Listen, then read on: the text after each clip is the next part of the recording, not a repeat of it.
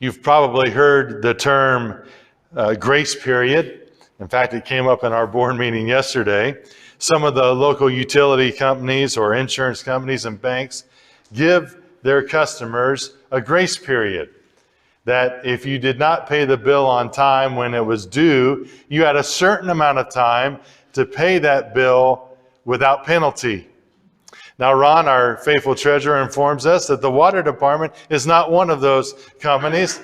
There is no grace extended by the water department. If you do not pay it on time, you'll get a shut-off notice fairly quickly. There's no grace period with them, but many of the others there are. And I came across an account of a gentleman who lives in Switzerland who has experienced his own kind of grace period.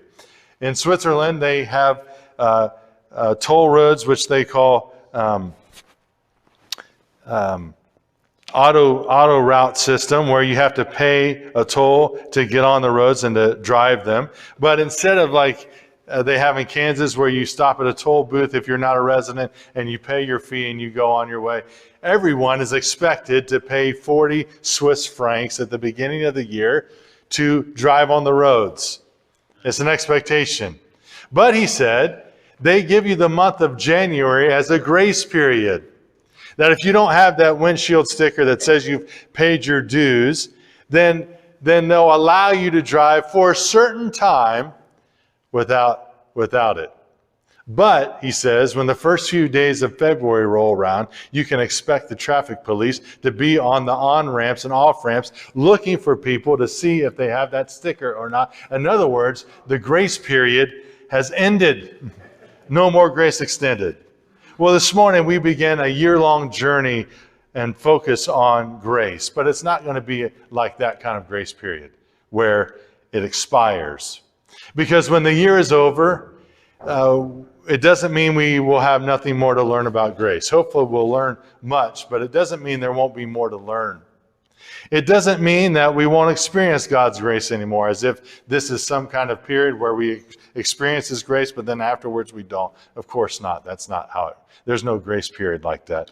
And it doesn't mean we'll no longer need God's grace. Because the truth is, the Christian walk, our relationship with the Lord, always has been and always will be a journey of grace through and through.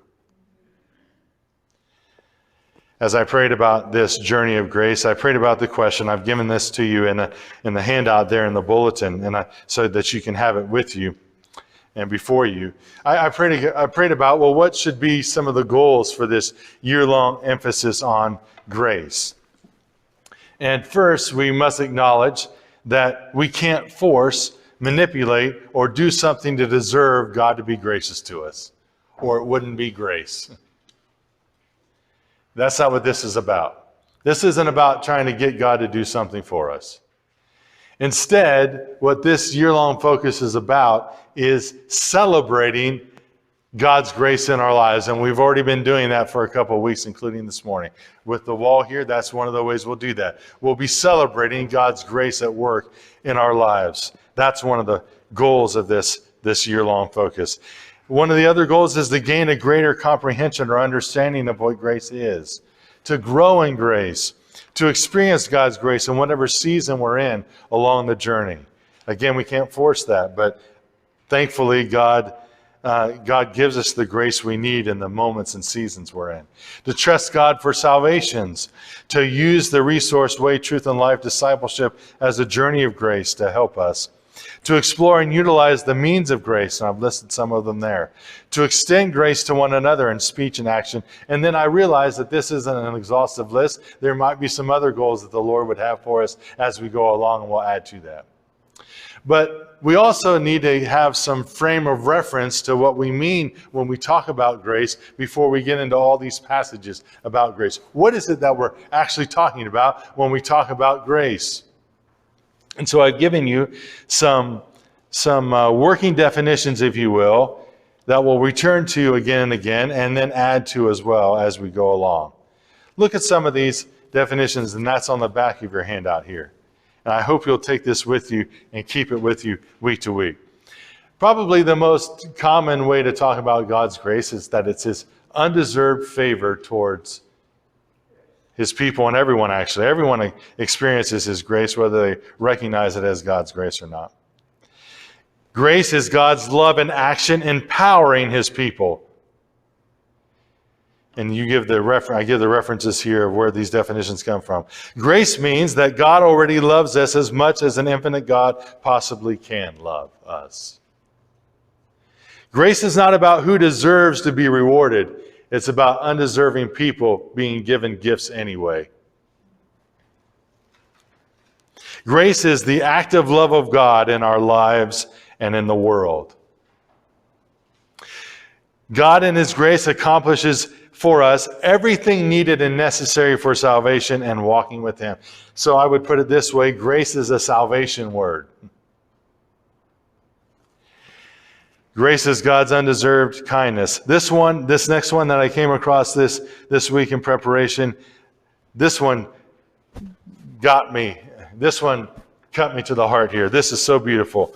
The essence of the doctrine of grace is that although humanity deserves God being against humanity, he is for humanity. And it's in a very specific and concrete way that God is for us in the person of Jesus Christ. God has effectively acted. And then finally, for this reason, David Busic says that grace is personal because it comes to us in the person of Jesus Christ. Grace has been identified with someone.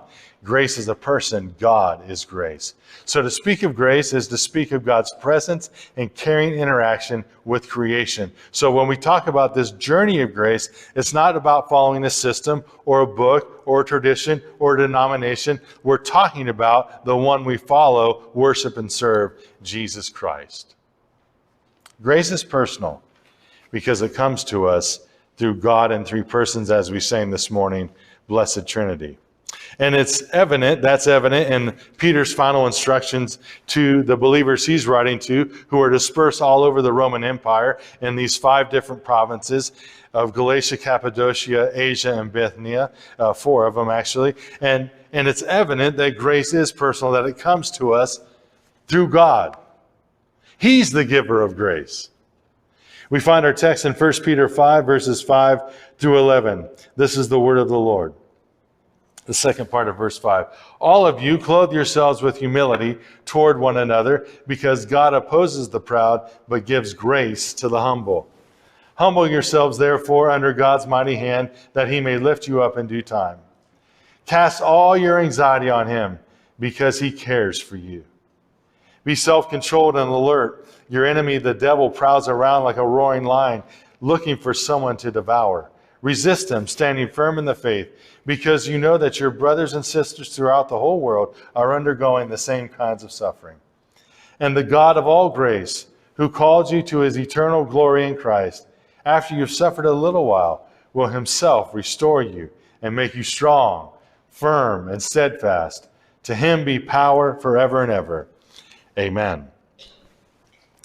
Grace is personal because it comes to us through God in three persons, or as Peter affirms here in verse 6, God is the giver of grace. The context here is that he's addressing elders, or we might say pastors of a church, and the flocks that they tend, and he's instructing all of them to clothe themselves with humility in all their interactions with each other. Because it's humility that lends itself to the unity that is needed to maintain a church and let it properly function. The New Living Translation puts verse 5, and all of you dress yourselves in humility as you relate to one another. That's necessary, he says. And he uses this metaphor to indicate and to show that this isn't something that they can conjure up out of their own resources. It's clothing given to them that they put on. Get it? So it's not themselves that make themselves humble. God in his grace extends that humility, that gift that they need, and clothes them with it if they will receive it. Eugene Boring says, humble yourselves is better translated, let yourselves be humbled. For in the author's understanding, true humility is not a human achievement, but the gift of God. That's grace. That's grace. Humility, then, as it's set side by side with pride, is the opposite of pride, if we want to put it that way. Pride is self-centeredness, thinking of yourself as better than others, to make me, myself, and I the main priority in every way, right? One word study says, pride is the overweening estimate of one's means or merits, despising others, even treating them with contempt. And he's quoting from Proverbs. The writer of Proverbs says, God opposes the proud. And don't we see many examples of that in Scripture? Herod in Acts 12, Haman in the book of Esther, Nebuchadnezzar in the book of Daniel. He knows how to bring the prideful to a place of humility. Biblical humility, in contrast, is to seek the advantage of the other and not our own interest. Humility is unassuming and doesn't try to use power and position to meet their own agenda. And this, just as Paul talks about it in terms of marriage in Ephesians 5, this is a reflection of, or out of reverence for Christ, who himself humbled himself to the point of to the cross, even obedience, the obedience of death on the cross. God gives his church the power to respect and live for the benefit of one another, and the grace to humble ourselves before him. One word study defined humility as the recognition that God is God and we're not. In other words, that we're dust, that we're created by a creator, the creator, and that he's the one who's given us life and breath. So God is the giver of this humility, of this grace, and every other expression of grace that we receive and experience. So don't misunderstand when it says that God gives grace to the humble. It doesn't mean they deserved it or earned it, because again, he's talking about a humility that's been received and transformative work that God has done. I thought of Paul's comment in 1 Corinthians 4:7 to help us with this. He asked them, what do you have that you didn't receive? So why do you boast of it as if it were not a gift? We receive from the Lord all these things. In fact, as we sang this morning, there's a reason the Psalms are chosen. They're not my favorites. They're not because I want to include them for some odd reason. It's because it reaffirms the message of what the text is talking about. So we sang about this morning, God is the fount of every blessing. God is the giver of every good and perfect gift. He's the giver of grace in all the ways we experience it. He's the giver. And he is a generous giver. He's lavish with his grace. Or to put it another way, God isn't stingy. Romans 8:32 depicts the gravity and the vast expanse of God's giving. He who did not withhold his own son, but gave him up for us all, will he not with him also give us everything else? So here's how it works. God gives, God enables us to receive, that's grace. God gives, God enables us to receive what he gives, that's grace. We don't take any gift from him, in other words.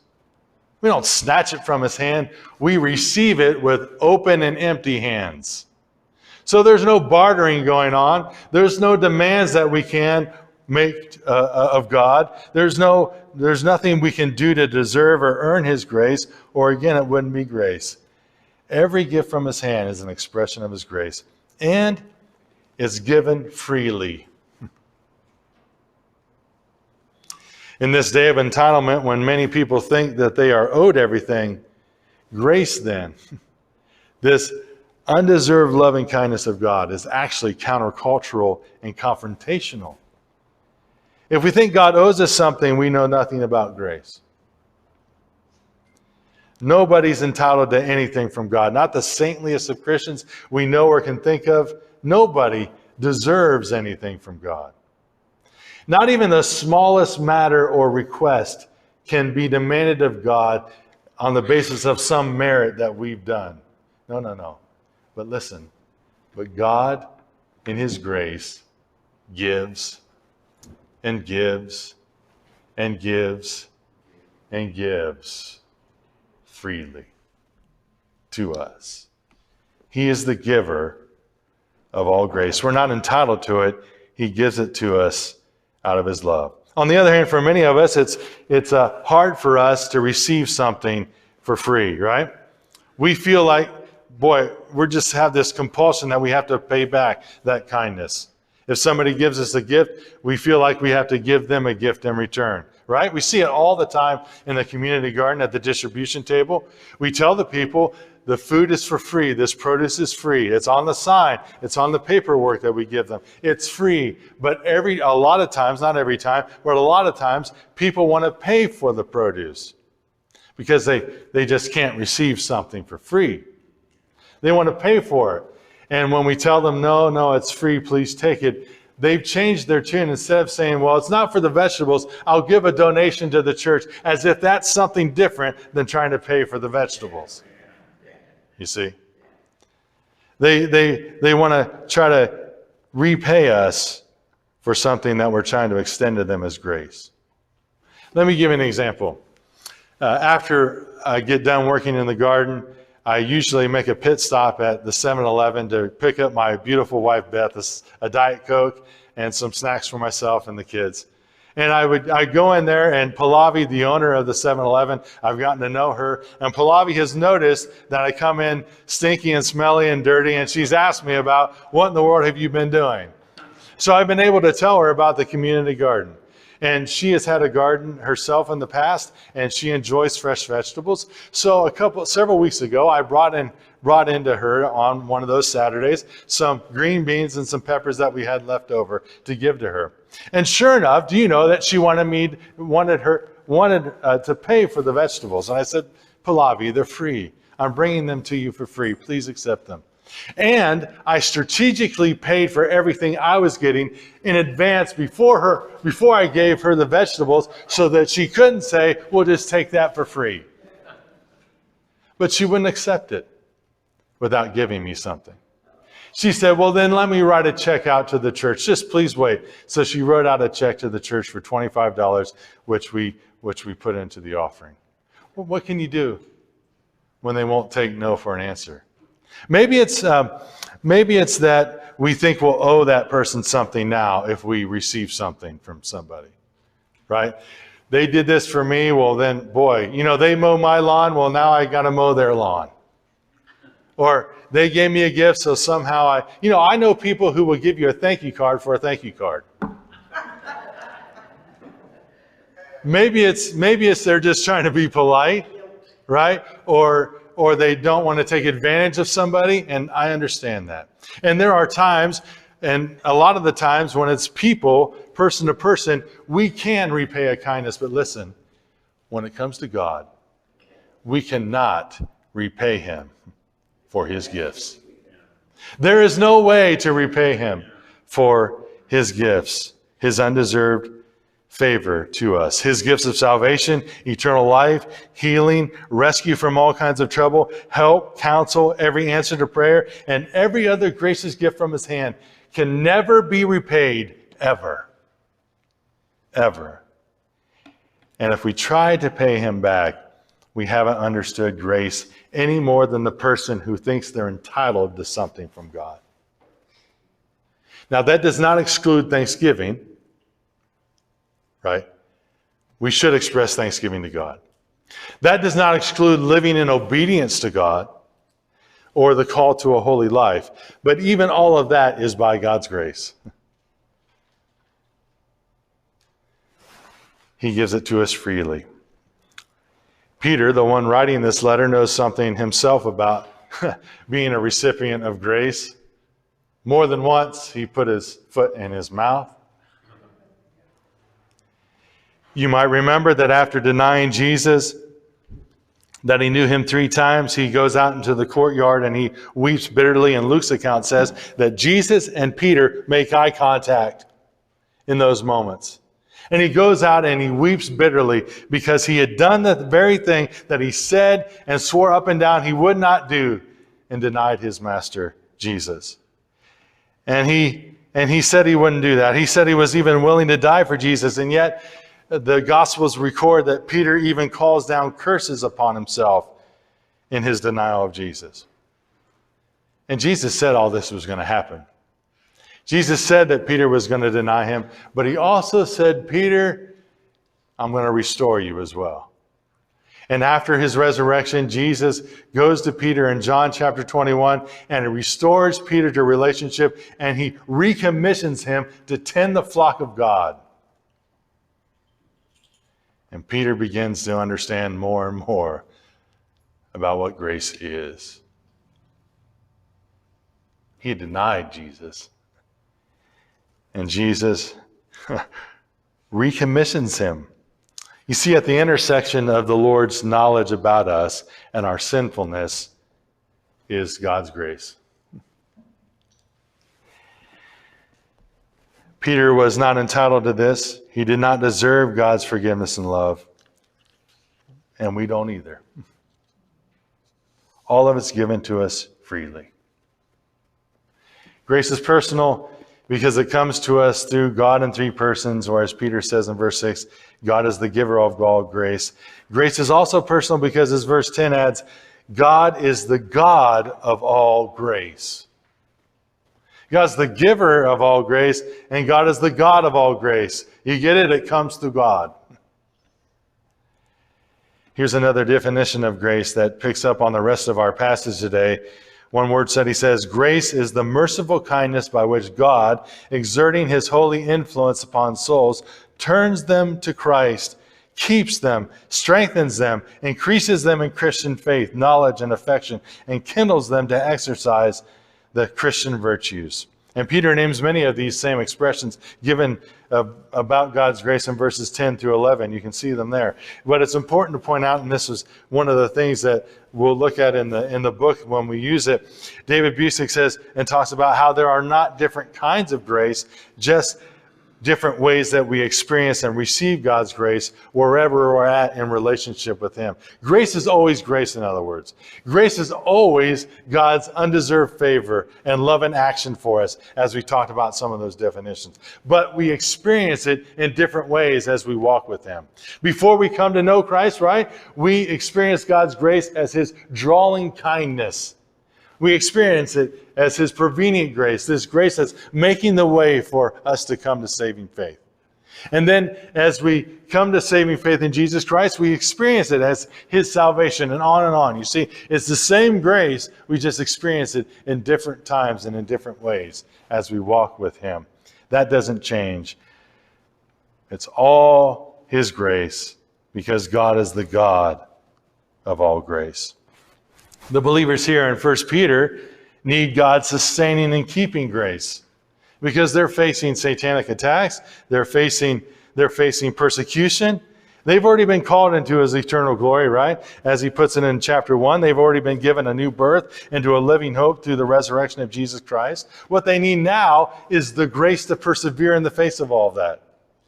Their faith is being tested as by fire. The genuineness of their faith is being tested, chapter 1 talks about. And they need God's help, God's grace to persevere. They need the strength to persevere.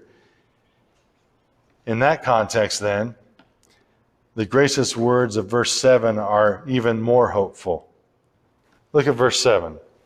Not only is this a powerful invitation to prayer, but think about the original readers in their context, persecution, satanic attacks, all that they're facing, the struggles they're having.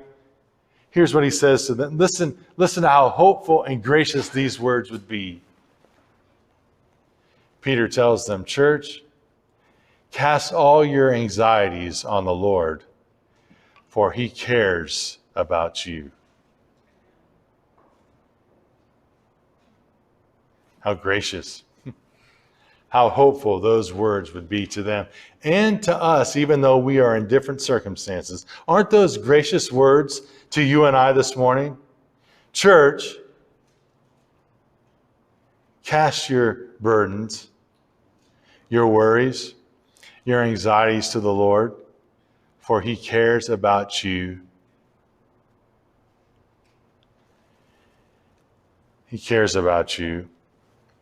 Eugene Boring says, it is the God of all grace who meets the suffering community precisely in their troubles. Peter is telling them what happens to you matters to God. Peter also reminds them that they're not alone in their persecution that they're facing. Many of their brothers and sisters throughout the whole world are undergoing the same kinds of sufferings, and he's telling them, stand in solidarity with them, embrace them as well. It invites them to pray about them and for them in prayer as well. Just as we think about those being persecuted in Afghanistan right now, that draws us to pray for them in the same way they're being encouraged to pray and stand in solidarity with them. This gracious word of care. Eugene Boring adds, the passage ends with a promise. The distinction between the four verbs should not be pressed. God will restore, support, strengthen, provide the foundation for the believer's life. All refer to God's gracious activity in bringing the faithful community through the crisis into God's own eternal glory. Or as James puts it here, God is the giver of grace and the God of all grace. So grace is personal because it comes through God. He offers himself to us and every gift from his hand that we need. God is the giver of grace, and God is the God of all grace. God does this same gracious work that he's doing for these believers for us. He is actively at work on our behalf, out of his love, out of his undeserved care for us. So one of the messages here is that though God's grace doesn't insulate us from suffering, it is God in his grace who comes alongside of us and gives us everything we need to navigate through it and to strengthen us and to help us. And we'll learn more about that later on. But this kind of introduces all these aspects of grace that we'll be talking about.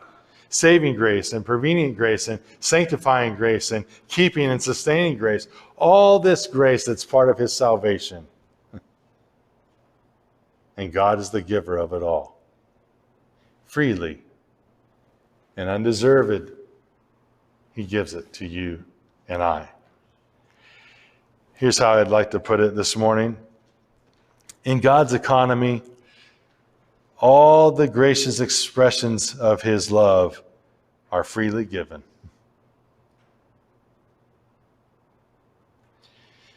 All the grace we receive and all that we experience comes to us undeserved. And listen, lavishly bestowed upon us. But there's one aspect that needs to be mentioned that invites us to communion this morning. But it came at a great cost. Freely given, but at a great cost. David Busic points this out by quoting from Dietrich Bonhoeffer, who says, above all, it is grace because God did not reckon his son too dear a price to pay for our life, but delivered him up for us. So church, when we try to earn something from God, or when we try to pay something back to God, what we're really saying is that the cross wasn't sufficient. But it is. So instead, let's do what Philip Yancey says. Let's come to the table with a heart full of praise and thanksgiving. And he says, because grace is free, listen, because the giver himself has borne the cost.